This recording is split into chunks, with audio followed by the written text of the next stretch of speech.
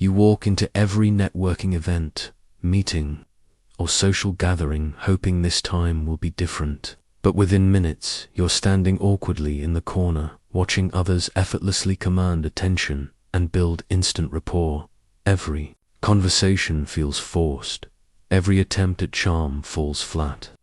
And you leave wondering why some people seem to possess this magical quality called charisma, while you struggle to make even basic connections that stick. I am Dale Carnegie, and I spent decades studying human nature and teaching millions of people the art of influence and connection. Through my research and personal experience, training everyone from business leaders to everyday individuals, I discovered that charisma isn't an inborn gift. It's a skill that can be mastered in mere seconds. What I'm about to share with you will transform how you connect with others, giving you the power to create instant rapport and lasting influence in any situation. But first, like this video, subscribe for more proven communication strategies, and comment below where you're watching from. I want to know which corner of the world is ready to master the art of instant connection. I want you to know that I wasn't born with some magical gift for connecting with people. In fact, quite the opposite was true. Growing up on a small farm in Maryville, Missouri, I was painfully shy and terrified of speaking to anyone outside my immediate family. While other children played together confidently, I hid behind my mother's skirts, too intimidated to join their games or conversations. My father, a hard-working farmer, believed that confidence came through force and discipline. He would push me to speak up at family gatherings, often embarrassing me in front of relatives when my voice would crack or I'd stumble over my words. These early experiences taught me that human connection was something to be feared rather than embraced. When I reached high school, my terror of public speaking became a real liability. I remember the day our teacher announced that each student would need to give a presentation to the class. My stomach dropped, and I spent sleepless nights imagining all the ways I could humiliate myself. When my turn came, I stood frozen at the front of the room, my prepared speech completely forgotten. The snickers from my classmates burned in my ears as I mumbled through a few incoherent sentences before retreating to my desk in shame. That failure haunted me for years. I convinced myself that some people were simply born with the ability to charm and influence others, while people like me were destined to remain in the shadows. I watched the popular students with a mixture of envy and bewilderment, wondering what secret they possessed that I lacked. After high school, I attempted to make my way as a salesman, thinking that necessity would force me to overcome my social anxieties. I was spectacularly wrong.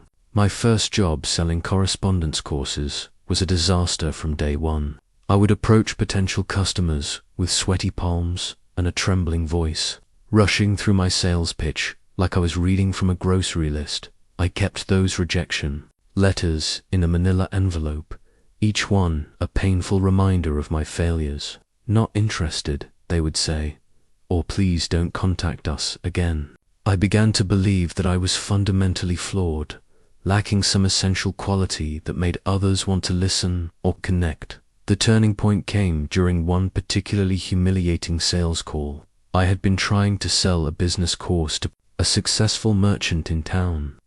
Instead of listening to my stammering presentation, he interrupted me mid-sentence and said, "Son, you're so focused on what you want to say that you haven't once asked me what I need to hear." That night, I sat in my small rented room, staring at those rejection letters spread across my desk.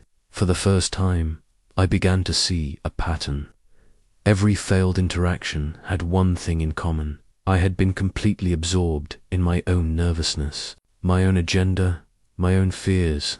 I had never once considered what the other person was feeling, thinking, or needing in that moment. I realized that charisma and connection weren't mysterious gifts bestowed upon the lucky few. They were skills that could be learned, practiced, and mastered. More importantly, They weren't about becoming someone else. They were about learning to genuinely focus on others instead of yourself. My journey from social failure to understanding human connection had begun, and it would lead me to discover principles that would transform not just my own life, but the lives of millions of others who, like me, had once believed that charisma was beyond their reach. The transformation didn't happen overnight, but once I began studying human nature, instead of avoiding it, I started noticing patterns everywhere. I made it my mission to observe every successful interaction I could find, from the local banker who commanded respect to the traveling salesman who could sell ice to Eskimos. What I discovered completely shattered my previous understanding of charisma. I had always assumed that magnetic people were simply born confident, witty, or naturally charming. But as I watched more carefully, I realized that the most influential individuals shared one common trait. They made other people feel important. I'll never forget the first time I witnessed this principle in action. I was attending a business conference in Kansas City, feeling completely out of place among all these successful entrepreneurs and businessmen. I was lurking near the refreshment table, trying to blend into the wallpaper, when I observed a remarkable interaction. A well-dressed man approached the conference organizer, who was clearly overwhelmed and stressed from managing the event. Instead of immediately launching into his own agenda, this charismatic gentleman said, "I can see you've put tremendous effort into organizing this conference. The attention to detail is extraordinary. You must be incredibly proud of what you've accomplished here." I watched the organizer's entire demeanor change in an instant. His shoulders relaxed. A genuine smile spread across his face, and suddenly he was giving this man his complete attention. Within minutes, they were deep in conversation, and by the end of their exchange, the organizer was practically begging to help the man with whatever he needed. This wasn't manipulation or false flattery. The compliment was genuine and specific. The charismatic man had truly observed the effort that went into the conference and took 30 seconds to acknowledge it. In those 30 seconds, he had created more connection and influence than most people achieve in hours of conversation. Began experimenting with this principle in my own interactions, starting small. When I visited the local grocery store, instead of mumbling my order and avoiding eye contact, I began noticing something specific about each person I encountered. To the clerk who was efficiently organizing the shelves, I might say, "You have this place running like clockwork. It's impressive how organized everything is." The results were immediate and remarkable. People who had previously treated me as just another customer suddenly became engaged and friendly. They would share stories about their work, ask about my day, and treat me like a valued friend rather than a stranger. But the real breakthrough came when I met Andrew Carnegie himself at a business dinner in Pittsburgh. I had heard stories about his incredible ability to inspire loyalty in his workers and respect among his peers. When I was introduced to him, I was terrified, but I remembered my new principle. Instead of trying to impress him with my own accomplishments, or stumbling through nervous small talk, I had done my research. I said, "Mr. Carnegie, I've read about your libraries across the country. The impact you're having on education and literacy in small towns like mine is extraordinary. You're literally changing lives one book at a time." What happened next changed my understanding of human nature forever. This powerful industrialist, who could have dismissed me as just another young man seeking his attention, stopped everything. He spent the next 20 minutes telling me about his passion for education, his own humble beginnings, and his vision for America's future. He treated me not as an inferior seeking favors, but as a fellow human being worthy of his time and thoughts. As our conversation ended, he handed me a handwritten note that I treasure to this day. It simply read, "Dale, you understand something that most people miss entirely. The secret to influence is not to try to impress others with how important you are, but to show others how important they are. keep studying human nature. You have a gift for it. That evening marked the beginning of my systematic study of what I would later call the principles of human relations. I began documenting every successful interaction, analyzing what made certain people magnetic, while others remained invisible in social situations. I discovered that charisma wasn't about being the most interesting person in the room. It was about being the most interested person in the room. It wasn't about having the best stories to tell, but about asking the best questions to hear others' stories. Most importantly, I learned that the people we remember most fondly are not those who impress us with their accomplishments, but those who make us feel good about our own. This revelation became the foundation for everything I would later teach about human relations and influence. The most powerful tool for instant connection wasn't wit, charm, or confidence. It was genuine appreciation and interest in others. And the beautiful thing about this discovery was that anyone could learn it, practice it, and master it, regardless of their natural personality or background. The shy farm boy from Missouri was beginning to understand that charisma was not a gift reserved for the chosen few, but a skill available to anyone willing to shift their focus from themselves to others. As my understanding of human connection deepened, I became fascinated by the psychology behind these interactions. Why did certain approaches work so consistently while others failed miserably? I began studying the work of psychologists and philosophers, trying to understand the scientific principles that governed human behavior and social influence. What I discovered was that every human being, regardless of age, background, or status, shares certain fundamental psychological needs. The most powerful of these is the need to feel important, valued, and appreciated. This isn't vanity or selfishness. It's a basic human requirement, as essential as food or shelter. I started keeping detailed notes on what I observed, creating what I called my psychology journal. In it, I documented the patterns I noticed in successful social interactions. I found that when people felt genuinely appreciated and valued, several remarkable things happened almost immediately. First, their defensive barriers would drop. People who had been guarded or skeptical would become open and welcoming. Their body language would shift from closed and protective to relaxed and engaging. They would lean in rather than pull away, make eye contact instead of looking around the room, and give their full attention instead of seeming distracted. Second, they would become more generous with their time, knowledge, and resources. When people felt valued, they wanted to contribute and share. They would offer information they hadn't planned to share, extend invitations they hadn't considered making, and provide help they hadn't intended to give. Most importantly, they would remember the interaction positively and look forward to future encounters. This wasn't because of anything elaborate or time-consuming I had done, but because of a simple 30-second investment in making them feel significant. I began to understand that first impressions weren't just important, they were everything. Psychological research was beginning to show that people form lasting opinions about others within the first few seconds of meeting them. These snap judgments, while not always accurate, influenced every subsequent interaction. The human brain, I learned, is constantly scanning for threats and opportunities in social situations. When someone approaches us, our subconscious mind is asking, is this person safe? Do they respect me? Are they interested in me as a person?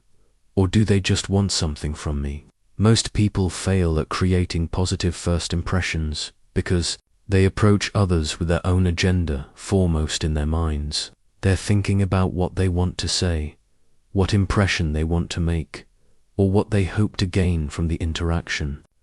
This self-focus is immediately detectable by the other person's subconscious, triggering defensive responses. But when someone approaches with genuine interest and appreciation, something magical happens. The other person's brain releases chemicals associated with pleasure and bonding. They feel safe, valued, and important. Their natural inclination becomes to reciprocate these positive feelings. I realized that charisma wasn't about having an outgoing personality or being naturally confident. It was about understanding and working with these fundamental psychological principles. The most charismatic people weren't necessarily the most talkative or entertaining. They were the ones who best understood how to make others feel good about themselves. This understanding led me to develop what I began calling the 30-second principle.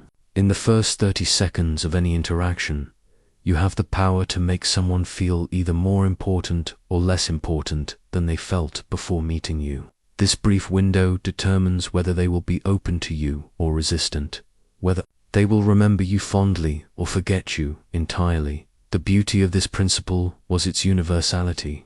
It worked with everyone from factory workers to company presidents, from shy wallflowers to confident extroverts. Human psychology doesn't change based on social status or personality type. Everyone wants to feel valued and appreciated. I also discovered that authenticity was crucial. People have an incredible ability to detect insincerity. False flattery or manipulative compliments would backfire spectacularly. The appreciation had to be genuine, specific, and focused on something real about the person or their efforts. This scientific understanding transformed my approach to every social interaction. Instead of worrying about what to say or how to impress people, I began each conversation with a simple question. What can I genuinely appreciate about this person? The answer to that question became my opening move in creating instant connection. Armed with this psychological foundation, I was ready to develop a systematic approach that anyone could learn and apply. The science was clear.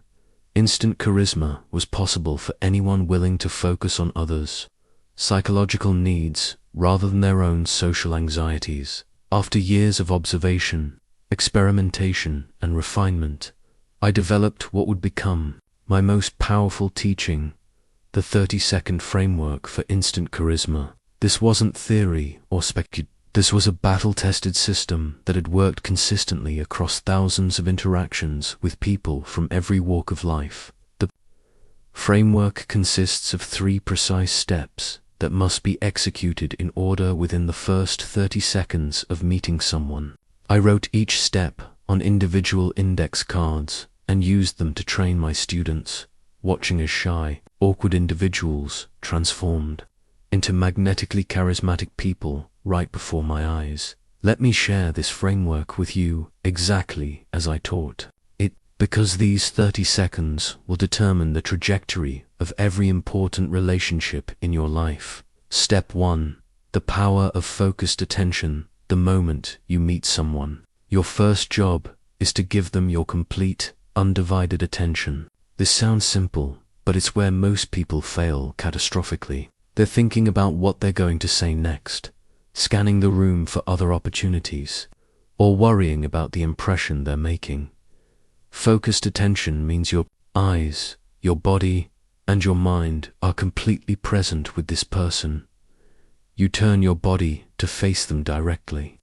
You make natural eye contact. You eliminate all distractions. Put away your phone. Stop looking over their shoulder.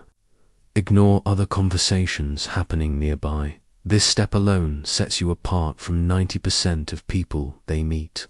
In our distracted world, truly focused attention has become rare and precious. When someone receives it, they feel immediately valued and important. Step 2. The magic of personal recognition within the first 15 seconds. You must find something specific and genuine to appreciate about this person. This isn't generic flattery like "nice to meet you" or "you look great." This is specific, observant appreciation that shows you've actually noticed something about them. It might be something they're wearing that shows good taste or thoughtfulness. It could be something they've accomplished that you've observed or heard about. Perhaps it's the way they've organized an event, handled a situation, or treated other people. The key is specificity and authenticity. I noticed how patiently you explained that concept to the new employee earlier. That kind of mentoring makes such a difference, is infinitely more powerful than you're really smart. This step triggers an immediate psychological response. The person feels seen, valued, and appreciated. Their defensive barriers drop, and they become open to connection. Step 3. The art of immediate engagement. The final step is to ask a question that invites them to share something they care about. This isn't small talk about the weather or generic questions about their job.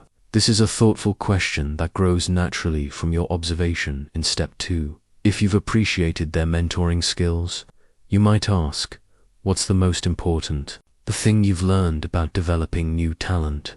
If you've noticed their attention to detail in organizing an event, you could ask, how do you manage to keep track of so many moving parts? The question should make them feel like an expert or authority on something they care about. It should invite them to share their experience, wisdom, or perspective. This 3-step process: focused attention, personal recognition, immediate engagement, creates instant rapport and connection. But here's what makes it truly powerful. It's completely focused on the other person. You're not trying to impress them with your accomplishments or win them over with your charm. You're making them feel important, valued, and heard. I've watched business deals close, friendships form, and romantic connections spark simply because someone applied this framework correctly. I've seen job interviews transformed, networking events revolutionized, and family relationships healed through these simple but powerful principles. The framework works because it addresses fundamental human psychology. Everyone wants to feel important. Everyone appreciates genuine recognition. Everyone enjoys talking about things they care about with someone who's truly interested. But remember, this must be authentic. People can detect insincerity from miles away. You must genuinely look for something to appreciate, and you must be truly interested in their response to your question. Authenticity is what transforms technique into genuine charisma. Practice this framework until it becomes natural. Start with low-stakes interactions: the barista at your coffee shop, colleagues you encounter in the hallway, neighbors you meet while walking your dog. As you become more comfortable with the process, you'll find yourself using it effortlessly in higher stakes situations. The 30-second framework isn't just about making good first impressions, it's about developing the habit of seeing and appreciating the best in others. When this becomes your natural approach to human interaction, you don't just appear charismatic, become charismatic. Because charisma is ultimately about making others feel better about themselves. Let me tell you about the most powerful tool in human connection, one that costs nothing, requires no special talent, yet is so rare that when you give it, people remember you for years. I'm talking about your complete, focused attention. Early in my teaching career, I noticed that my most successful students weren't necessarily the most naturally outgoing or witty. They were the ones who had mastered the art of making others feel like the only person in the room. I began studying this phenomenon intensively, and what I discovered changed how I understood human psychology forever. I developed what I called my eye contact mirror technique. I would practice in front of a mirror, learning to give the kind of attention that made the person looking back at me feel truly seen. This wasn't about staring or making others uncomfortably. It was about developing the ability to be completely present with another human being. The difference between hearing and truly listening became crystal clear to me. During a dinner party in New York, I was seated next to a prominent businessman who was known for his ability to network effectively. As I watched him interact with others, I noticed something remarkable. When someone began speaking to him, he didn't just turn his head, he turned his entire body toward them. His phone remained in his pocket. His eyes stayed focused on their face, not wandering around the room looking for more important people to talk to. When they spoke, he didn't interrupt, or wait for his turn to talk. He asked follow-up questions that showed he was actually processing what they were saying. The result was magical. Person after person left conversations with him looking energized and valued.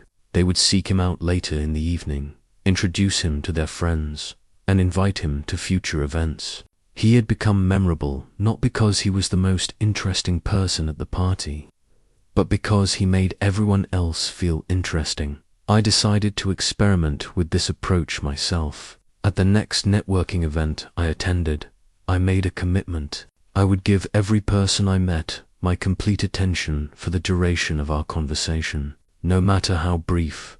The first person I spoke with was a young woman who was clearly new to these events and feeling overwhelmed. Instead of scanning the room while she spoke, I focused entirely on her. I noticed the pride in her voice when she mentioned her recent promotion, the excitement when she talked about her new project, the slight nervousness when she mentioned presenting to senior management. By the end of our 5-minute conversation, she was animated and confident.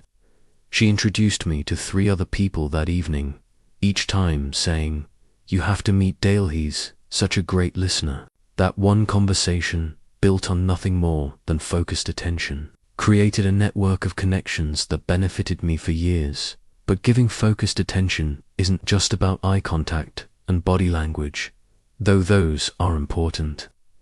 It's about creating what I call an island of calm in a chaotic world. When you're with someone, your energy should communicate that nothing else matters in that moment. This means eliminating distractions completely. I learned to turn my phone face down or put it away entirely. I stopped letting my eyes dart around the room looking for other opportunities. I resisted the urge to interrupt with my own stories or experiences, even when they seemed relevant. Instead, I developed the habit of asking myself, what is this person really saying? What matters to them? What are they feeling right now? These internal questions kept my attention focused on understanding rather than responding. I also discovered the power of what I call micro-validations, small verbal and non-verbal cues that show you're truly engaged. A thoughtful nod at the right moment. That must have been challenging when someone shares a difficulty. How exciting when they share good news. These aren't manipulative techniques. They're authentic expressions of genuine interest and care. But I had to practice them until they became natural, because my default tendency was to think about my own response, rather than truly absorbing what the other person was saying. The most profound lesson I learned about focused attention came from an unexpected source, a janitor at one of the offices where I was teaching a course. I noticed that everyone in the building, from entry-level employees to senior executives, seemed to light up when they talked to him. I observed his interactions and realized he had naturally mastered what I was trying to teach. When someone spoke to him, he stopped what he was doing and gave them his full attention. He remembered details about their lives and asked follow-up questions weeks later. He made everyone feel seen and valued, regardless of their position in the company hierarchy. That janitor taught me that focused attention isn't about technique. It's about genuine human interest and respect. When you truly care about the person in front of you, giving them your complete attention becomes natural and effortless. The transformation this brings to your relationships is immediate and profound. People begin seeking you out because they know that when they're with you, they feel heard and valued. They remember conversations with you more vividly because you were fully present for them. Most importantly, they associate you with the good feeling of being truly seen and appreciated. Mastering focused attention changed not just how others perceived me, but how I experienced every interaction. When you're fully present with people, you discover fascinating stories, insights, and perspectives you would have missed while distracted. You build genuine connections based on mutual interest and respect. This is the foundation of all charisma, the ability to make others feel like they matter. And it starts with the simple but powerful act of giving someone your complete undivided attention. There is no sound sweeter to any person than the sound of their own name, spoken with respect and genuine appreciation. But personal recognition goes far beyond simply remembering names. It's about seeing and acknowledging the unique value that each person brings to the world. I learned this lesson in the most humbling way possible. Early in my career, I was invited to speak at a factory where worker morale was devastatingly low. The manager who hired me was at his wit's end, complaining that his employees were lazy, unmotivated, and constantly causing problems. He wanted me to give them a lecture about working harder and showing more respect for management. Instead, I spent 3 days walking through the factory, not lecturing, but observing and talking with the workers. What I discovered completely changed my understanding of human motivation and the power of recognition. These weren't lazy or unmotivated people. They were skilled craftsmen who took pride in their work, but felt completely invisible to management. One worker showed me a technique he had developed that increased efficiency by 15%, but no one in leadership had ever acknowledged his innovation. Another had been working there for 12 years without a single supervisor learning his name or asking about his ideas. I developed what became my name memory system during that factory visit. I realized that remembering and using someone's name was just the beginning. True personal recognition meant seeing and acknowledging their individual contributions, skills, and efforts. The system starts with what I call the name lock. When someone introduces themselves, I immediately repeat their name back to them. "It's wonderful to meet you, Sarah." Then I use their name naturally throughout our conversation, not excessively, but enough to cement it in my memory and show that I value them as an individual. But here's where most people stop, and where the real magic begins. Personal recognition means looking beyond the surface to find something genuinely worth appreciating about each person.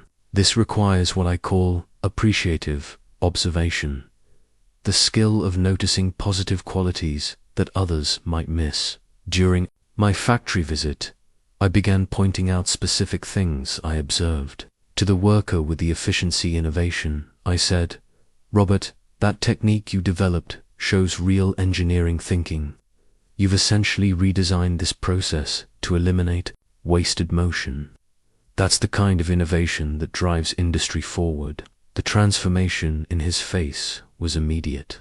His shoulders straightened, his eyes lit up, and for the first time in our conversation, he smiled. He had been doing this work for months without anyone noticing or caring. In 30 seconds, I had made him feel like the expert and innovator he actually was. To the 12-year veteran, I said, "Helen, I've watched you work, and I can see the pride you take in every piece that goes through your station. The quality control you provide probably prevents countless problems down the line. That kind of craftsmanship is becoming rare." She stopped her work entirely, looked at me with surprise, and said, "You're the first person in management who's ever noticed that I care about quality." I thought nobody could tell the difference. I realized that personal recognition isn't about flattery or manipulation. It's about seeing people clearly and acknowledging the value they actually provide. Everyone contributes something unique, but most people go through their days feeling invisible and unappreciated. The key to effective personal recognition is specificity. Instead of saying "good job," you say "the way you handled that difficult customer showed real patience and problem-solving skills." Instead of "you're smart," you say "your analysis of the budget numbers helped us see the problem we would have missed." I also learned that recognizing effort is often more powerful than recognizing results. When you acknowledge someone's hard work, dedication, or thoughtfulness, you're validating their character, not just their achievements. This is especially important when someone is struggling or hasn't yet achieved the results they're working toward. One of my most powerful discoveries was what I call hidden contribution recognition.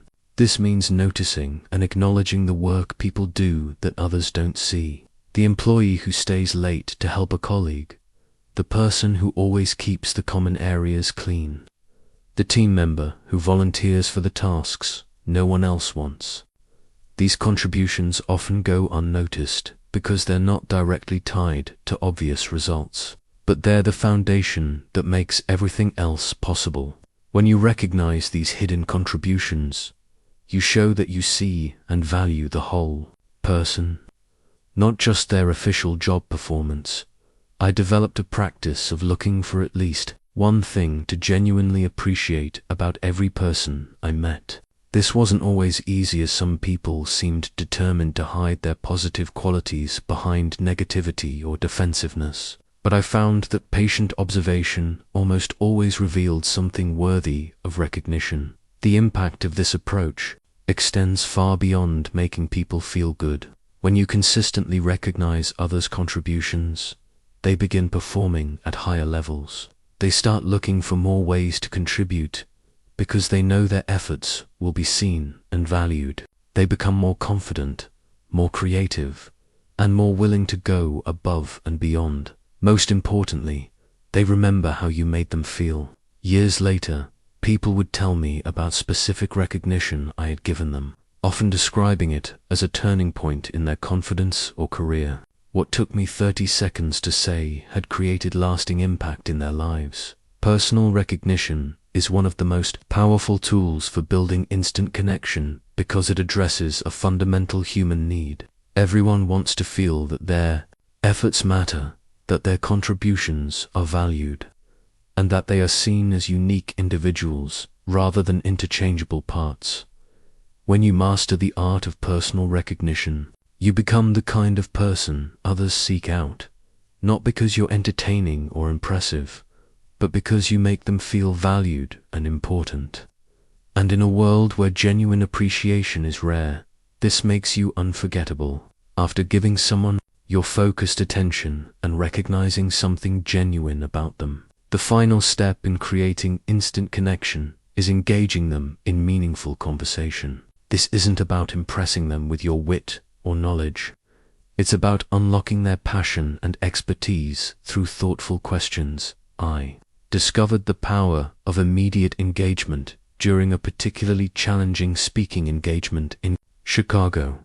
I was addressing a room full of skeptical business owners who clearly didn't want to be there. Their body language screamed resistance, and I could feel the tension in the room. Instead of launching into my prepared speech, I tried something different. I walked into the audience and approached one of the most skeptical-looking attendees, a gruff manufacturing owner who was sitting with his arms crossed. Following my 3-step framework, I gave him my complete attention, then said, "I noticed the quality of the materials in your business cards. That's the kind of attention to detail that speaks to real craftsmanship. What's the most important lesson you've learned about maintaining quality while managing costs?" The transformation was remarkable. His arms uncrossed, he leaned forward, and his eyes lit up. For the next 5 minutes, he shared insights about quality control, supplier relationships, and the challenges of maintaining standards in a competitive market. The entire room was captivated, not by my expertise, but by his. That experience taught me that people are most charismatic when they're talking about something they care deeply about. My job wasn't to be the most interesting person in the room, it was to help others reveal how interesting they were. I began collecting what I called my question bank, conversation starters that moved beyond surface-level small talk and invited people to share their knowledge, experience, or passion. The key was asking questions that made people feel like experts rather than putting them on the spot. Instead of "what do you do?" I learned to ask, "What's the most rewarding part of your work?" Or "What's the biggest challenge in your industry right now?" These questions invited them to share not just facts, but their perspective and experience. Instead of "how's business?" I would ask, "What trends are you seeing that others might be missing?" Or "What surprised you most about your customers lately?" These questions positioned them as insightful observers rather than just business operators. The art of immediate engagement also requires what I call conversational threading, the ability to pick up on something they mention and explore it further. If someone mentions they've been in business for 15 years, instead of moving on to another topic, you might ask, 15 years, you've seen tremendous changes in that time. What shift has surprised you most? I learned that the best questions often start with phrases like, what's been your experience with ... or how did you discover ... or what's the story behind ... These openings invite storytelling rather than just factual responses. One of my most powerful discoveries was the importance of asking about challenges and solutions. Questions like, what's the trickiest part of what you do? Or how do you handle it when? Show that you understand their work has complexity and difficulty. When they share their solutions, they feel valued for their problem-solving abilities. I also found that asking about observations and insights was incredibly engaging. What do you notice that others in your field miss? Or what would surprise people about your industry?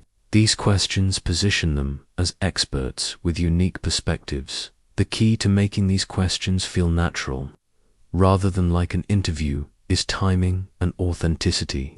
The question should flow naturally from your initial recognition and their response. If you've complimented their customer service approach, asking about their philosophy on customer relationships feels natural and relevant. Perhaps most importantly, I learned to ask follow-up questions that showed I was truly listening. If someone mentions they've developed a new approach to training employees, don't just nod and move on. Ask, what made you realize the old approach wasn't working? Or how do you measure whether the new training is effective? These follow-up questions demonstrate that you're not just making conversation, you're genuinely interested in understanding their experience and expertise. This level of engagement is so rare that it makes you memorable and valued. I also discovered the power of asking about their proudest moments or biggest lessons learned. What accomplishment are you most proud of? Or what's the most valuable lesson you've learned in your career? These questions invite them to share stories that matter to them personally. The goal of immediate engagement is to create what I call conversation momentum, a natural flow where the other person becomes animated and engaged because they're discussing something they care about. When you achieve this, several things happen simultaneously. They associate you with positive feelings. They remember the conversation vividly, and they want to continue the relationship. Remember, people don't remember what you say about yourself. They remember how you make them feel about themselves. When you ask thoughtful questions that invite them to share their expertise and experience, you're giving them the gift of feeling heard, valued, and important. This is the completion of the 30-second framework. Focused attention shows you care. Personal recognition shows you see them. And immediate engagement shows you value their thoughts and experiences. Together, these 3 steps create instant connection that can transform any relationship. One of the most valuable skills I developed in my years of studying human nature was the ability to quickly understand different personality types and adapt my approach accordingly. I discovered that while my 30-second framework worked universally, the way I applied it needed to vary based on the person I was meeting. I began developing what I called my personality map after a particularly enlightening experience at a business conference. I had used my standard approach with 3 different people in succession, and while all 3 responded positively, their responses were dramatically different. The first person, a high-energy sales executive, became animated and started talking rapidly about his latest deals. The second, a thoughtful engineer, appreciated my recognition but responded more quietly and thoughtfully. The third, a detail-oriented accountant, seemed to appreciate my attention but wanted to discuss specifics rather than generalities. I realized that effective charisma wasn't one-size-fits-all. It required reading people quickly and adjusting my approach to match their communication style and personality preferences. I started observing how different people presented themselves in those crucial first moments. Some walked quickly and spoke rapidly, seeming energized by action and results. Others moved more deliberately and chose their words carefully, appearing to think before they spoke. Some seemed focused on people and relationships, while others were clearly task and goal-oriented. I developed a simple system for quickly categorizing personality types based on two key dimensions: how quickly they operated fast-paced versus thoughtful, and what they focused on, results versus relationships. Fast-paced, results-focused people wanted recognition that was direct and tied to their achievements. They appreciated comments like "I can see you get things done," or questions about their strategies for success. They valued efficiency and didn't want long, drawn-out conversations unless there was clear business value. But fast-paced, relationship-focused people responded well to recognition of their ability to connect with others and their enthusiasm. They enjoyed questions about their experiences with people and were often happy to share stories about their interactions and relationships. Thoughtful, results-focused people appreciated recognition of their expertise, quality of work, or systematic approach. They responded well to questions that allowed them to demonstrate their knowledge or explain their methodologies. They valued accuracy and depth over speed. Thoughtful, relationship-focused people wanted to feel understood and valued as individuals. They appreciated recognition that showed you saw them as unique people, not just in their professional roles. They responded well to questions about their experiences, feelings, and perspectives. The key was learning to recognize these patterns quickly through observation. Fast-paced people often spoke quickly, moved energetically, and seemed comfortable taking charge of conversations. Thoughtful people took more time to respond, seemed to consider their words carefully, and often asked clarifying questions. Results-focused people tended to talk about achievements, goals, and outcomes. They often mentioned deadlines, metrics, or accomplishments. Relationship-focused people were more likely to mention other people, talk about team dynamics, or reference how their work affected others. I practiced reading these cues by observing people in various settings, restaurants, airports, business meetings, predicting how they might prefer to be approached. Then, when I had the opportunity to interact with them, I would test my predictions and refine my understanding. One of my most important discoveries was that mismatched communication styles could create instant disconnection, even with good intentions. If I approached a thoughtful, detail-oriented person with high energy and rapid-fire questions, they would often seem overwhelmed or uncomfortable. Conversely, if I was too slow and methodical with someone who was fast-paced and action-oriented, they might become impatient or distracted. I learned to match not just the content of my approach, but also the pace and style. With fast-paced people, I would speak more quickly and get to the point efficiently. With thoughtful people, I would slow down, pause between thoughts, and give them time to process and respond. I also discovered the importance of recognizing when someone was introverted versus extroverted in social situations. Introverted people often needed more time to warm up and preferred deeper, one-on-one conversations. Extroverted people were often energized by group interactions and enjoyed more animated exchanges. For introverted individuals, I learned to approach more gently, speak slightly more quietly, and give them more space to respond.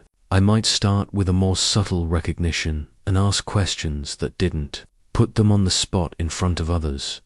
For extroverted individuals, I could be more animated in my approach, ask questions that invited them to share with the broader group, and match their energy level more closely. The goal wasn't to become a different person with each interaction, but to adjust my natural style to better connect with theirs. This required developing what I called conversational flexibility, the ability to modify my approach while remaining authentic. Reading people quickly also meant paying attention to their current emotional state, not just their personality type. Someone who was normally outgoing might be having a difficult day and need a gentler approach. Someone who was typically reserved might be excited about a recent success and more open to animated conversation. I learned to look for signs of stress, excitement, fatigue, or distraction, and adjust my approach accordingly. Sometimes the most charismatic thing you can do is recognize that someone needs space or a brief, supportive interaction rather than an extended conversation. This skill of quickly reading and adapting to different personality types became one of my most valuable tools for creating instant connection. It allowed me to make each person feel understood and valued in the way that was most meaningful to them, rather than forcing them to adapt to my natural communication style.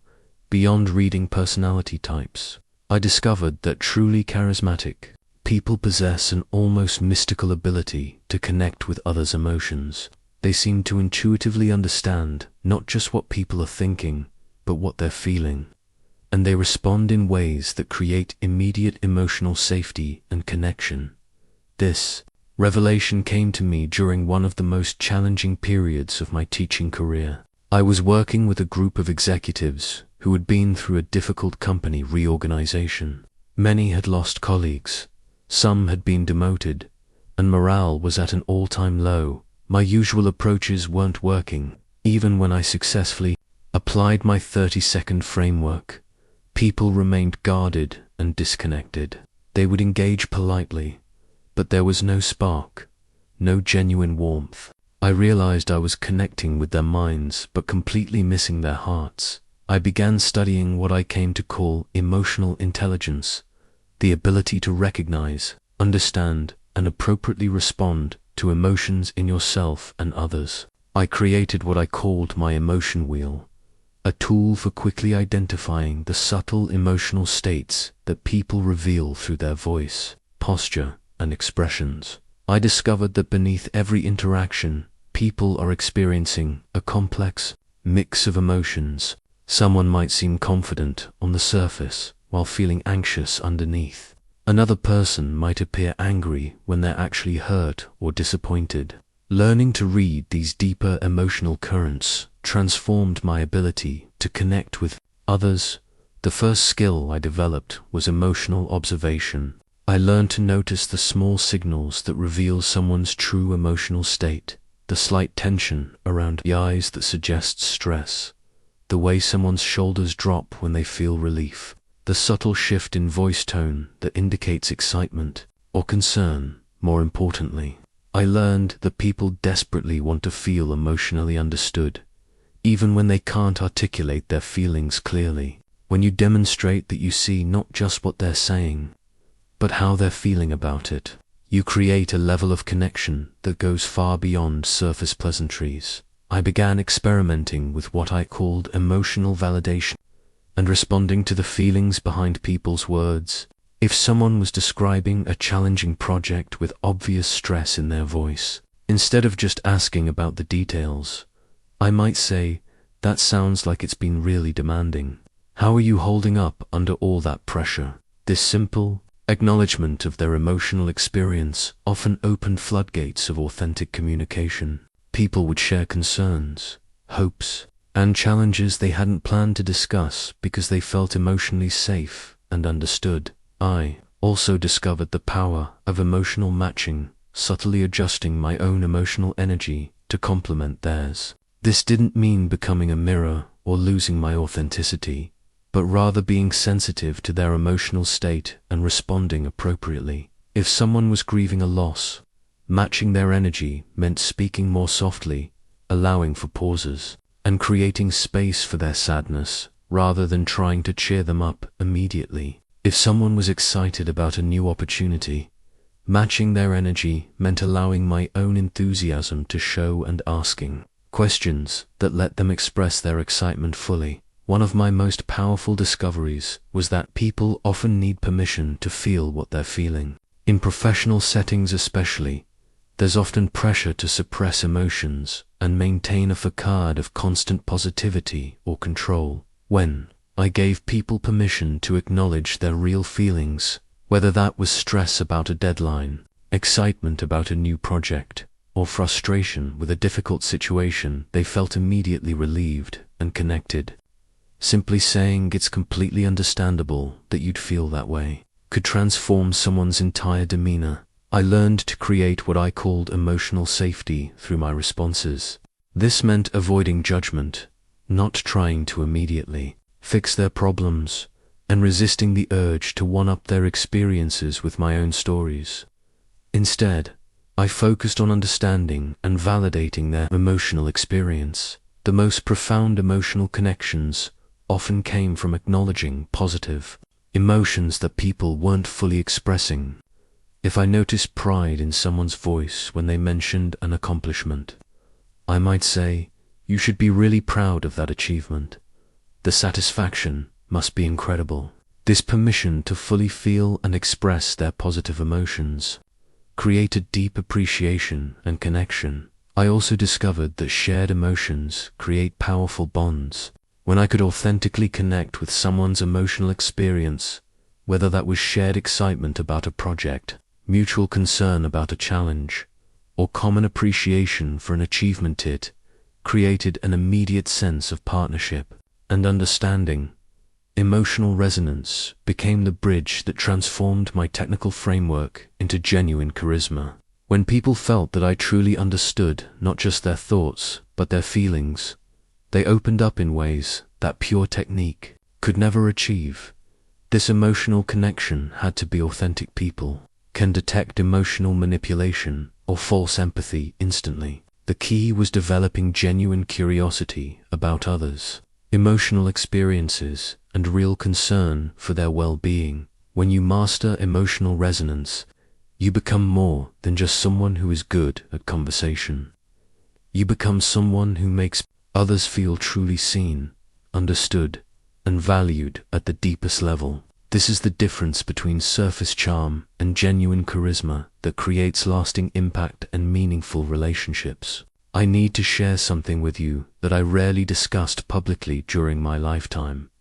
Despite teaching confidence and charisma to millions, I never completely conquered my own social anxiety. What I learned instead was how to work with my nervousness rather than against it, and how to transform that nervous energy into genuine connection. The breakthrough came during a particularly terrifying speaking engagement early in my career. I was scheduled to address a group of successful businessmen in Pittsburgh, and as the date approached, my anxiety became overwhelming. I couldn't eat, couldn't sleep, and seriously considered canceling the entire event. That's when I made a discovery that changed everything. My anxiety wasn't actually about public speaking, it was about self-focus. Every fearful thought was centered on me. What if I forget what to say? What if they think I'm incompetent? What if I embarrass myself? I started keeping what I called my courage journal, documenting every social fear I encountered and the lessons I learned from facing them. The pattern that emerged was clear. Anxiety thrived when my attention was turned inward, but it dissolved when I focused outward on others. On the morning of that Pittsburgh speech, instead of rehearsing my prepared remarks, I arrived early and spent time talking with individual audience members. I asked about their businesses, their challenges, their goals. By the time I took the stage, I wasn't thinking about my own performance. I was thinking about how I could help these specific people with their real problems. The speech was a success. But more importantly, I had discovered a fundamental truth. The antidote to social anxiety is genuine interest in others. When you're truly focused on understanding and helping someone else, there's no mental space left for self-conscious worry. I began teaching my students what I called the anxiety redirect technique. Instead of trying to eliminate nervous feelings, I taught them to use that energy as a reminder to shift their focus from themselves to others. The moment you feel anxiety rising in a social situation, you ask yourself, What can I notice about this person that I can genuinely appreciate? This technique works because anxiety and genuine curiosity about others cannot coexist in your mind simultaneously. You can worry about how you're being perceived, or you can focus on understanding the person in front of you, but you cannot do both at the same time. I also discovered that admitting vulnerability, when done appropriately, often created deeper connections than projecting false confidence. During networking events, when I felt nervous about approaching successful strangers, I would sometimes say, "I'm always a bit nervous meeting new people, but I'm curious about your work. What's the most exciting project you're working on right now?" This honest admission did two things. It made me more relatable and human, and it immediately shifted the conversation away from me and onto them. People appreciated the authenticity and often responded by sharing more openly than they would have with someone projecting artificial confidence. One of my most powerful discoveries was that many other people, including very successful individuals, also experienced social anxiety.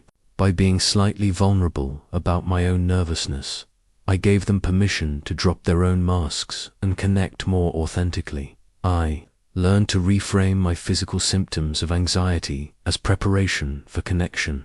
Instead of interpreting a racing heart as evidence that something was wrong, I began seeing it as my body preparing me to be fully present and engaged with others. The energy that anxiety created could be channeled into focused attention and genuine enthusiasm.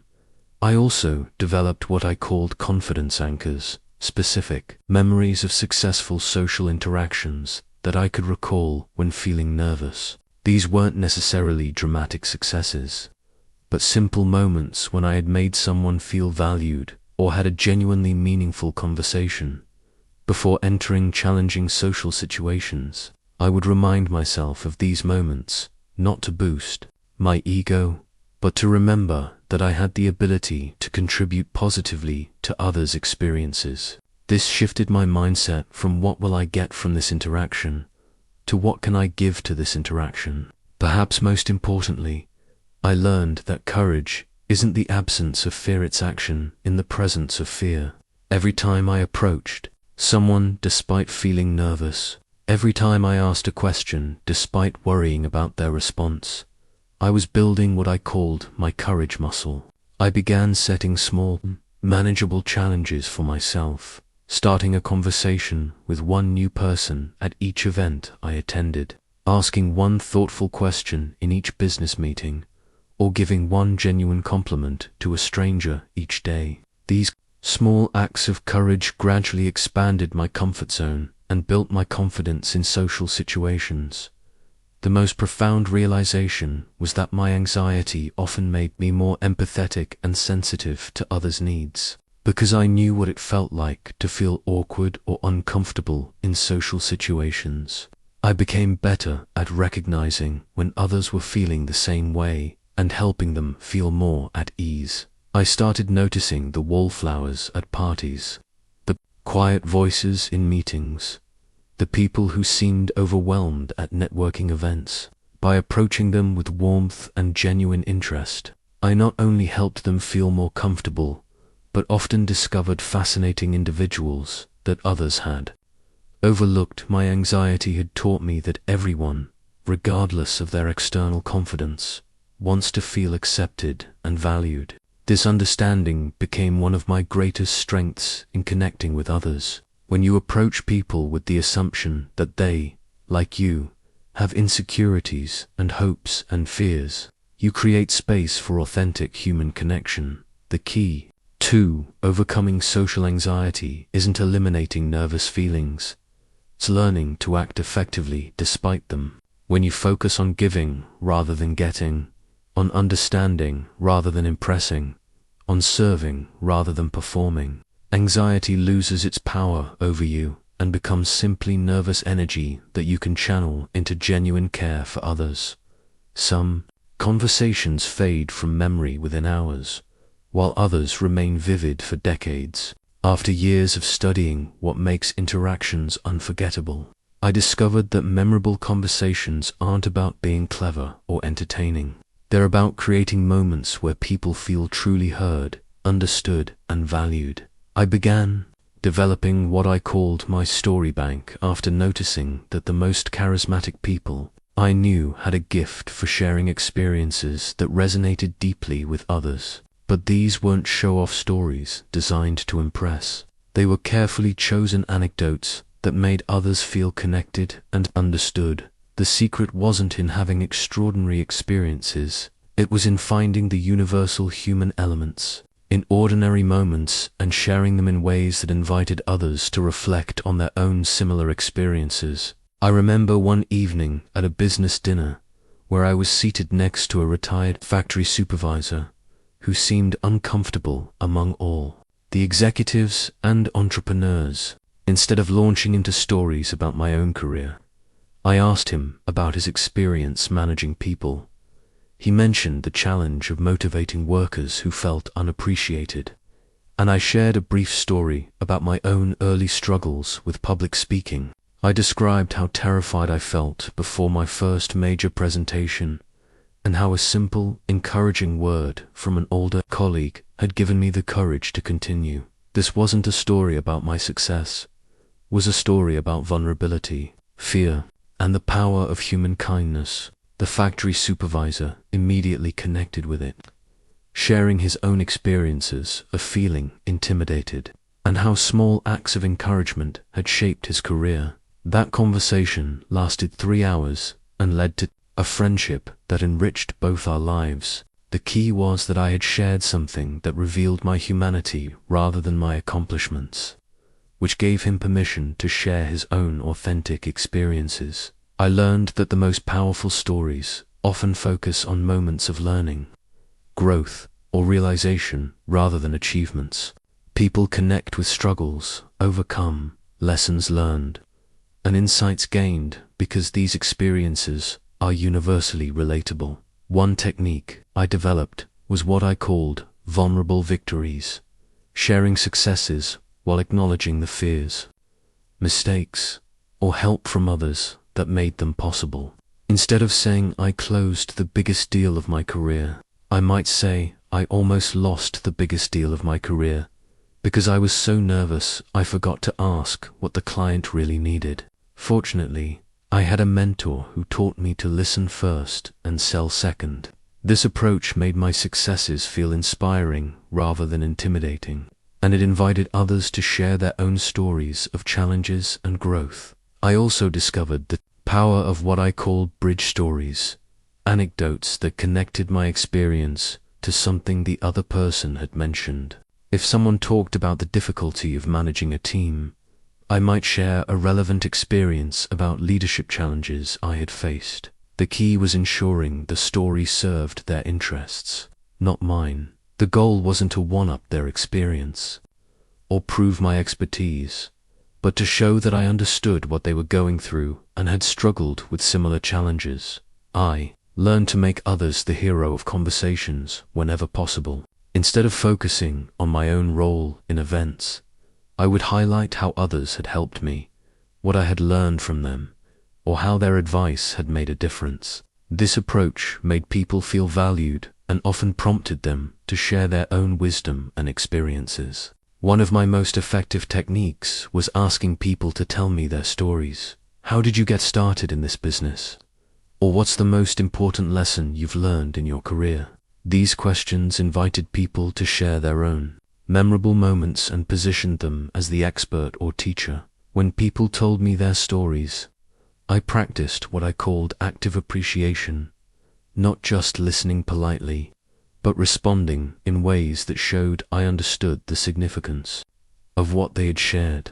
That must have taken tremendous courage, or what an incredible lesson to learn at such a young age. Showed that I grasped the meaning behind their experiences. I also learned the importance of emotional honesty in storytelling. The stories that people remembered weren't the ones where everything went perfectly, but the ones where I admitted feeling scared, confused, or grateful. Authentic emotion creates connection in ways that polished success stories never can. Another powerful discovery was the use of sensory details that helped others feel like they were experiencing the story with me. Instead of saying I was nervous, I might say my hands were shaking so badly I could barely hold my notes. These specific details made stories feel real and immediate. I began collecting not just my own stories, but asking others about their most meaningful experiences. This created a repository of human experiences that helped me understand what kinds of stories resonated with different types of people. Perhaps most importantly, I learned that the best conversations often happened when both people were sharing vulnerably and authentically. My role was often to model this openness first, which gave others permission to drop their professional masks and connect as human beings. The art of memorable conversation isn't about being the most interesting person in the room, it's about being interested enough in others to create a space where meaningful stories can be shared, where authentic connections can form, and where both people leave feeling enriched by the experience. When you master this art, people don't just remember what you said, they remember how the conversation made them feel about themselves and their own experiences. This is the foundation of lasting influence and deep, meaningful relationships. The business world presents unique challenges for applying charisma principles. Unlike social situations where people can choose their level of engagement, professional environments often involve mandatory interactions with colleagues, clients, and superiors who may have competing interests or conflicting personalities. I learned this lesson during my early consulting work with corporations struggling with leadership and morale issues. I discovered that workplace charisma isn't about being likable, it's about being someone others trust, respect, and want to collaborate with, even under pressure. My business card collection became a testament to this principle. Each card represented a professional relationship built through authentic connection, rather than political maneuvering or superficial networking. These relationships often became the foundation for major business opportunities, but more importantly, they made work more fulfilling and effective for everyone involved. The first challenge I encountered was adapting my 30-second framework to professional contexts where time is precious and results matter more than rapport. I learned that workplace charisma requires what I called efficient authenticity, creating genuine connections quickly while respecting the demands of business. In meetings, this meant arriving a few minutes early to have brief but meaningful conversations with other attendees. Instead of talking about the weather, I might say to a colleague, "I saw your presentation last week. The way you handled those challenging questions showed real expertise. How do you stay so composed under pressure?" This approach accomplished several things simultaneously. It showed I paid attention to others' work, it recognized their competence, and it invited them to share insights that might be valuable to both of us. Most importantly, it created a foundation of mutual respect that made our professional collaboration more effective. I discovered that workplace charisma often hinges on demonstrating what I called collaborative competence, showing that you're not just skilled at your own job, but that you make others better at theirs. This might mean recognizing a teammate's contribution in a meeting, asking for someone's expertise on a project, or offering your own skills to support others' success. One of my most powerful workplace tools was learning to give credit generously while taking responsibility readily. When projects succeeded, I made sure others' contributions were recognized. When things went wrong, I focused on solutions rather than blame. This approach built trust and loyalty that transcended typical office politics. I also learned the importance of what I called upward charisma, building positive relationships with supervisors and senior colleagues. This wasn't about flattery or brown-nosing, but about understanding their challenges and finding ways to make their jobs easier. With busy executives, I learned to communicate appreciation for their time and expertise while offering value in return. I know you're incredibly busy, but I'd value your perspective on this challenge. I've done some research and have a few potential solutions, but your experience would help me choose the best approach." This demonstrated respect for their time while positioning me as someone who came prepared with solutions rather than just problems. Client relationships required a different application of charisma principles. With clients, the focus was on understanding their business challenges and demonstrating genuine interest in their success rather than just completing transactions. I developed the habit of researching clients, industries, and current challenges before meetings. This allowed me to ask informed questions and offer insights that showed I saw them as more than just revenue sources.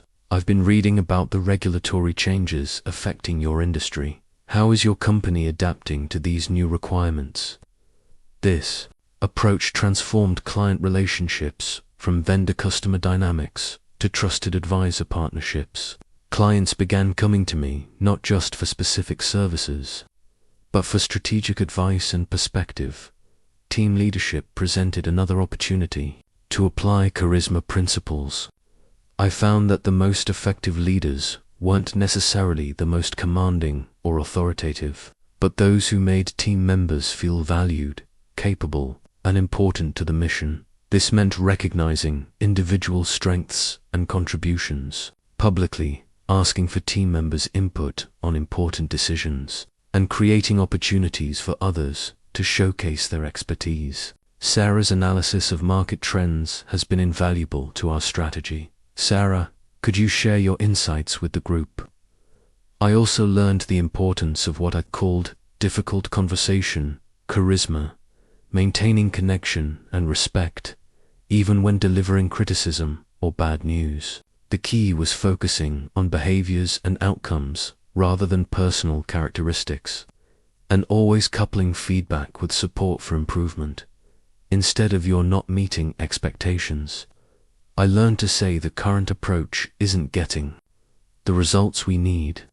Let's work together to identify what might work better. What obstacles are you encountering that we could address? Professional networking events required adapting the framework to environments where everyone understood they were there to build business relationships. The challenge was standing out from others who were clearly working their own agendas. My approach was to focus on learning rather than selling. Instead of trying to impress people with my accomplishments, I asked about their businesses, challenges, and industry insights. What trends are you seeing in your market that others might be missing?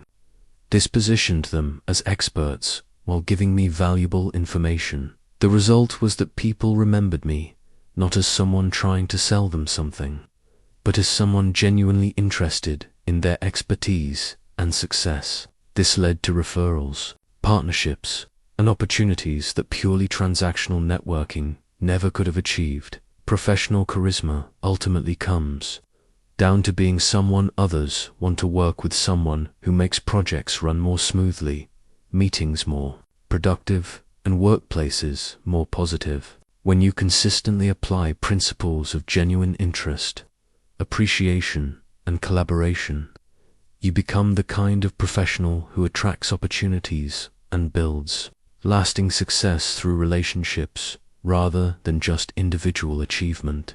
While professional charisma focuses on achieving business objectives through relationships, social charisma is about enriching life through genuine human connections. In personal settings, the goal isn't networking or advancement, it's creating meaningful friendships and relationships that bring joy, support, and fulfillment to everyone involved.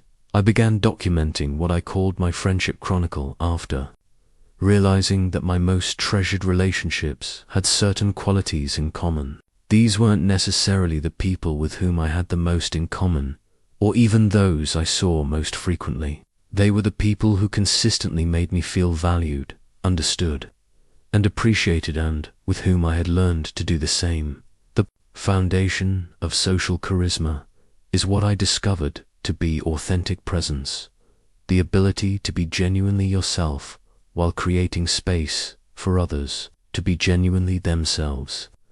This requires a delicate balance between sharing your own thoughts and experiences while remaining genuinely curious about others. In social settings, unlike professional environments, people have the freedom to choose their interactions. They spend time with those who make them feel good about themselves and avoid those who don't. This makes authenticity even more crucial. Any hint of manipulation or false interest will end a potential friendship before it begins.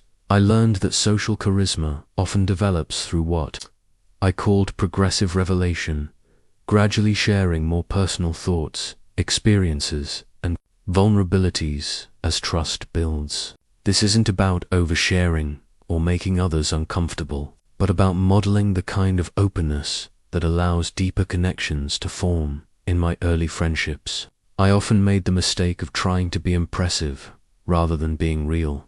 I would share my successes while hiding my struggles, offer advice while rarely asking for help, and focus on entertaining others rather than understanding them. These relationships remained superficial because I wasn't allowing others to know or care for the real me. The transformation came when I began sharing not just my victories, but my challenges and uncertainties. When I mentioned struggling with a difficult decision or feeling overwhelmed by a new responsibility, something remarkable happened.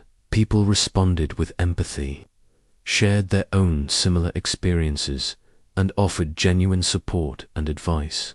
This vulnerability created what I called mutual investment. Both people became invested in each other's well-being and success. Instead of just enjoying each other's company, we began actively caring about each other's lives and growth. I discovered that the deepest friendships often formed around shared experiences rather than just shared interests. While common hobbies or perspectives might bring people together initially, lasting bonds developed when people went through challenges, celebrations, or meaningful experiences together. This led me to actively create opportunities for shared experiences with people I wanted to know better. Instead of just meeting for coffee and conversation, I might invite someone to attend a lecture, explore a new part of the city, or volunteer for a cause we both cared about. These shared experiences created memories and connections that mere conversation couldn't achieve. One of my most important discoveries was the power of what I called friendship maintenance, the small, consistent actions that keep relationships strong over time. This meant remembering important events in friends' lives, checking in during difficult periods, and celebrating their successes even when life got busy. I kept notes about significant things happening in friends' lives, career changes, family situations, personal goals, and made sure to follow up appropriately. A simple, "How did your presentation go?" or "I've been thinking about you since your father's surgery," showed that they mattered to me. Beyond our immediate interactions, I also learned that true friendship requires what I called generous attention, being willing to listen to others' concerns, celebrate their victories, and support them through challenges even when your own life was demanding. This wasn't about being a doormat, but about understanding that friendship is fundamentally about mutual care and support. The most rewarding aspect of developing social charisma was discovering that when you consistently make others feel valued and important, they naturally want to do the same for you. These relationships became sources of joy, wisdom, and support that enriched every aspect of my life.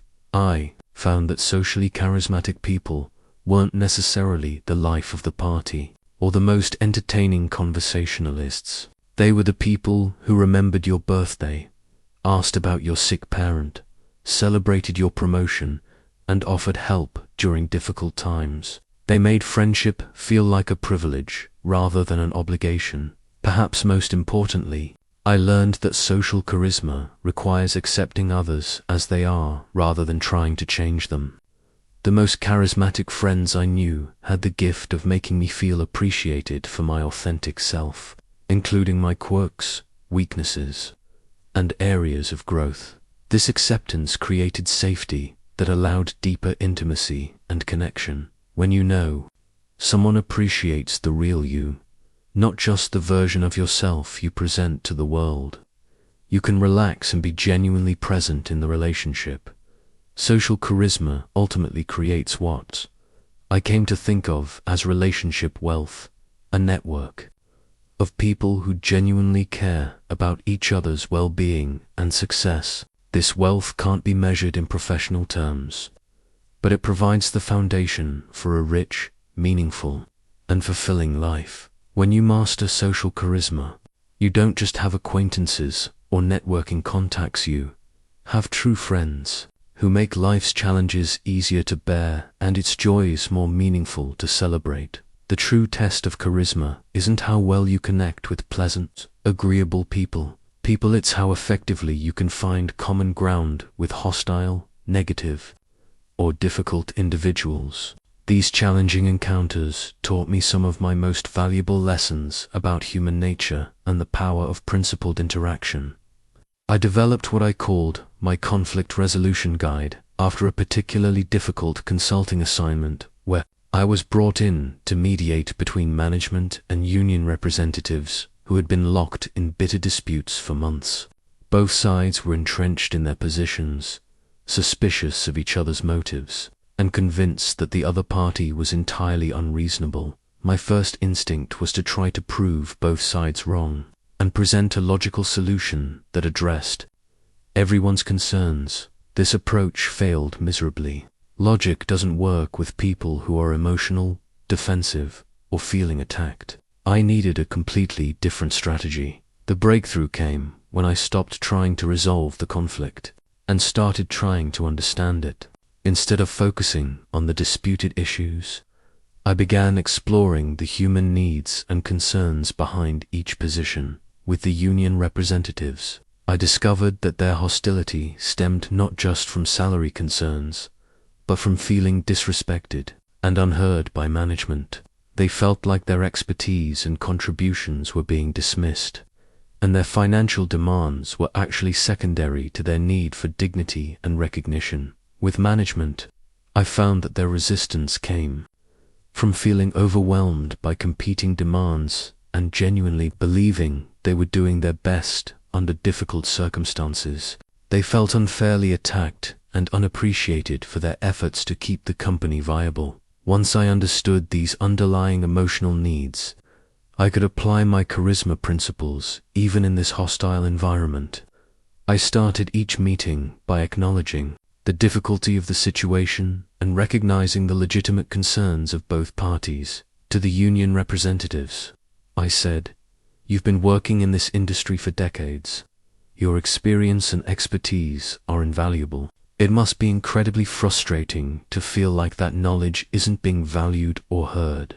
This validation of their expertise and feelings immediately reduced their defensiveness. To management, I said, "You're trying to balance so many competing demands: profitability, employee satisfaction, customer needs, regulatory requirements. That level of responsibility requires tremendous skill and dedication. It must be exhausting to feel attacked when you're doing your best to serve everyone's interests." This approach didn't solve the conflict immediately, but it created an environment where real communication could begin. People who had been shouting at each other started listening because they finally felt heard and understood themselves. I learned that difficult people are often just people with unmet needs who have developed defensive or aggressive strategies to protect themselves. When you can identify and acknowledge these underlying needs, you can often find ways to address them while still maintaining your own boundaries and objectives. One of my most effective techniques became what I called emotional judo, using the force of someone's negative energy to create positive momentum rather than fighting against it directly. If someone was angry about a situation, instead of defending or arguing, I would acknowledge their anger and redirect it toward solving the problem. "You're absolutely right to be frustrated about this situation. No one should have to deal with this kind of inefficiency. Let's figure out how to fix it so you don't have to go through this again. This approach validated their emotion while channeling it toward constructive action rather than destructive venting. I also discovered the power of finding the grain of truth in criticism, even when it was delivered harshly or unfairly. Most attacks contain at least some valid concern, and when you can identify and acknowledge that validity, you often diffuse the aggression while gaining valuable information. When someone said, "You consultants never understand the real world," instead of defending myself, I might respond, "You're right that outsiders often miss important context that comes from daily experience. What am I not seeing that would help me understand the situation better?" This response turned criticism into valuable feedback and positioned the critic as an expert whose knowledge I valued. Perhaps my most important discovery was that you can maintain your own principles and boundaries while still treating difficult people with respect and dignity. Charisma doesn't mean being a doormat or accepting unacceptable behavior. It means finding ways to address problems while preserving everyone's humanity. When someone was being abusive or completely unreasonable, I learned to say things like, "I want to understand your concerns and find a solution that works for everyone, but I need us to have this conversation in a way that's respectful for both of us." This approach set clear boundaries while still leaving room for productive interaction. I found that many difficult people became much more reasonable when they felt truly heard and respected. Their difficult behavior was often a defense mechanism that became unnecessary once they felt safe and valued. The most challenging situations often became the most rewarding when I could successfully find common ground with someone who seemed impossible to reach. These victories taught me that charisma isn't just about being like a blitz, about being able to connect with the fundamental humanity in every person, even when that humanity is hidden behind anger, fear, or defensiveness. When you master the ability to handle difficult people and situations with grace and effectiveness, you develop a level of confidence and skill that transforms every other aspect of your relationships. You no longer fear conflict or avoid challenging people, because you know you have the tools to navigate any interpersonal situation successfully.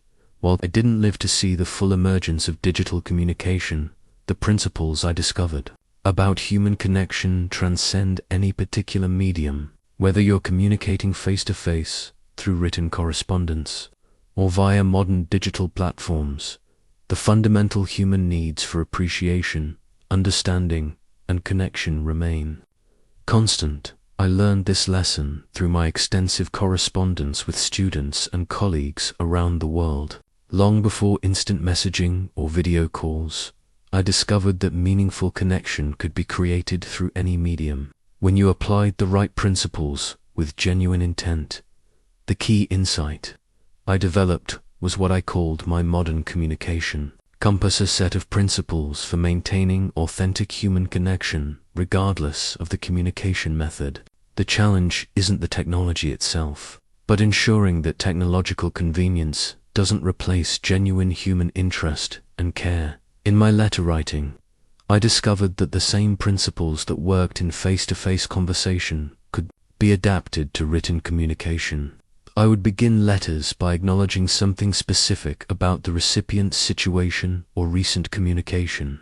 I would ask thoughtful questions that showed I was genuinely interested in their experiences and perspectives. Most importantly, I learned that written communication required even more intentional effort to convey warmth and genuine interest. Since the recipient couldn't see my facial expressions or hear the tone in my voice, I had to be more explicit in expressing appreciation and more careful in choosing words that conveyed respect and care. These lessons translate directly to modern digital communication. Whether you're writing an email, participating in a video conference, or engaging on social media platforms, the same fundamental principles apply. Focus on others rather than yourself. Show genuine interest in their experiences, and look for opportunities to make them feel valued and appreciated. video. Conferences present unique opportunities to apply charisma principles in digital settings. The same focused attention that works in person becomes even more important when you're competing with the distractions of someone's home or office environment. Making eye contact with the camera, eliminating distractions on your end, and actively engaging with others' contributions becomes crucial for building connection. Social media platforms represent an extension of the same human desires for connection and recognition that I observed throughout my career. The most effective digital communicators aren't those who broadcast the most content, but those who consistently engage with others in ways that make them feel seen and valued. Virtual meetings require adapting the principles of reading people, an emotional resonance to a digital environment.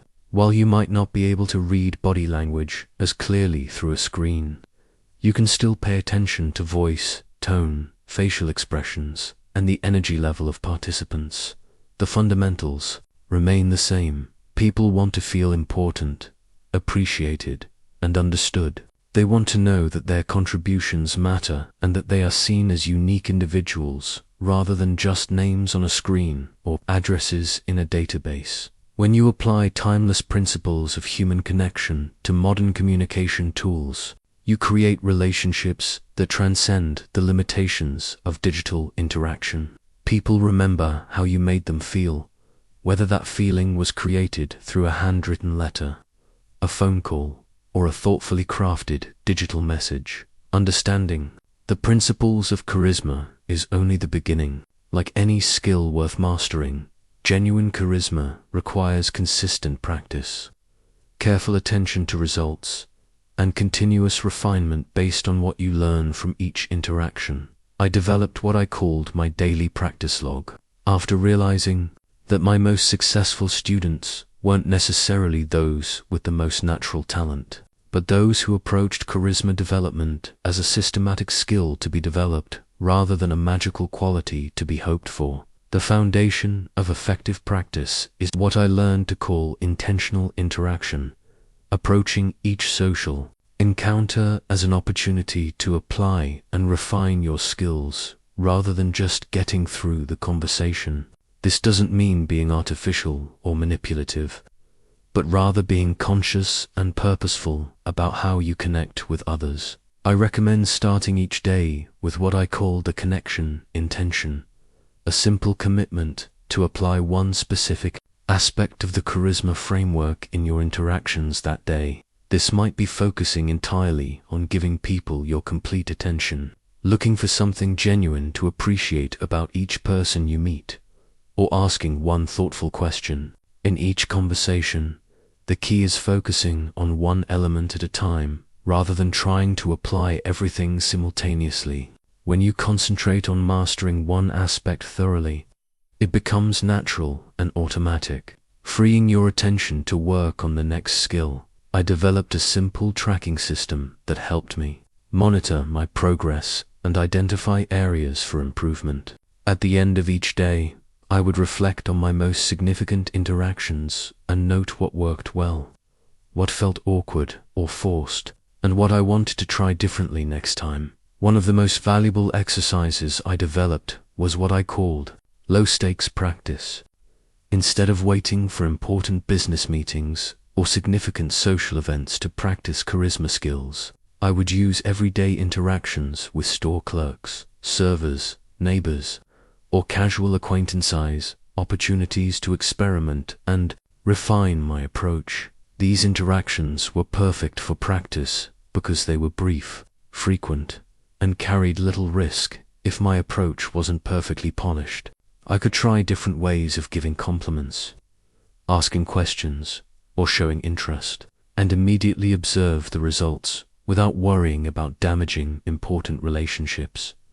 I also learned the importance of what I called comfort zone expansion, gradually increasing the challenge level of social interactions as my skills and confidence grew. This might mean initiating conversations with strangers at networking events, speaking up more in meetings, or approaching people I found intimidating. Another crucial element of practice was developing what I called recovery skills, the ability to gracefully handle moments when interactions didn't go as planned, learning to acknowledge mistakes, redirect awkward conversations, or simply move on from unsuccessful attempts without losing confidence became just as important as the initial skills themselves. Feedback became essential to my development, though it required careful consideration of the source and delivery method. I learned to pay attention to both verbal and nonverbal responses from others. Did they seem engaged or distracted? Were they opening up or becoming more guarded? Perhaps most importantly, I learned that charisma development requires patience with yourself and others. Social skills develop gradually through consistent practice, not through dramatic overnight transformations. There will be awkward moments, failed attempts, and interactions that don't go as planned. These aren't failures, they're necessary parts of the learning process. When you approach charisma development as a skill to be mastered rather than a gift to be envied, you put yourself on the path to becoming the kind of person others genuinely enjoy being around, not because you're trying to impress them, but because you've learned to make them feel impressive themselves. As I reflect on a lifetime spent studying and teaching human connection, I want to share with you the most profound discovery of my career. Charisma is not ultimately about what you gain from others, but about what you give to them. The true measure of charismatic influence isn't how many people remember your name, but how many people feel better about themselves because they knew you. Throughout my years of research and teaching, I created what I called my influence ripple charter, visual representation of how one person's genuine care and appreciation can spread through countless other lives. Every person you make feel valued and important carries that feeling forward into their other relationships, creating an expanding circle of positive influence that extends far beyond your direct contact. I've received thousands of letters from students over the years, but the ones that moved me most weren't those thanking me for career success or business achievements. They were from people who told me that learning to genuinely appreciate others had transformed their marriages, strengthened their relationships with their children, and enriched their friendships in ways that brought them deeper fulfillment than any professional accomplishment. One letter that particularly touched me came from a man who had been struggling in his marriage. He wrote that after applying the principles of focused attention and genuine appreciation with his wife, their relationship had been completely renewed. I realized I had been taking her for granted and treating strangers with more courtesy and interest than I showed the most important person in my life. This is the real power of charisma. It doesn't just make you more successful or popular, it makes you more human. When you develop the habit of seeing and appreciating the best in others, you become a better person yourself. You stop taking relationships for granted and start treasuring the unique value that each person brings to your life. But with this power comes profound responsibility. When you possess the ability to make others feel valued and important, you hold something precious that can either be used to serve others or to manipulate them for your own gain. The difference between authentic charisma and superficial charm lies in your motivation and intent. True charisma serves others first. It recognizes that every human being has inherent worth and dignity that deserves to be acknowledged and celebrated. It understands that your role is not to impress others with your importance, but to help them recognize their own importance. This perspective transforms every interaction, from a transaction into an opportunity for service. Instead of approaching networking events wondering what you can get, you arrive asking what you can give. Instead of entering conversations focused on making a good impression, you concentrate on making others feel heard and valued. The ripple effect of this approach extends far beyond your immediate interactions. When you consistently make others feel important, they begin treating others the same way. Your influence multiplies through every person whose confidence you build, whose talents you recognize, and whose worth you acknowledge.